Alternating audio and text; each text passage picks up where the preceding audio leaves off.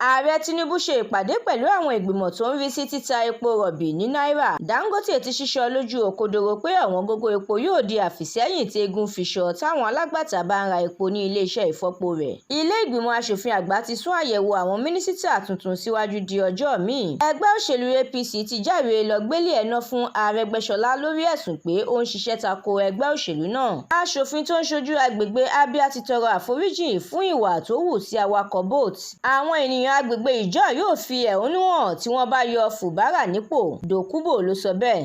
Ilé ìgbìmọ̀ aṣòfin ìpínlẹ̀ Edo ti kọ̀ láti gba àfikún owó ìṣúná wọlé láti ọwọ́ gómìnà Obaseki. Ààrẹ orílẹ̀-èdè Amẹ́ríkà ìyẹn Joe Biden sọ̀rọ̀ pẹ̀lú ààrẹ Tinubu fún odidi 30 ìṣẹ́jú. Èyí làwọn ìròyìn lérèfé tó jáde láṣálẹ́ òní ọjọ́ Ìṣẹ́gun Tuesday ọjọ́ 29 oṣù kẹwàá ọdún 2024.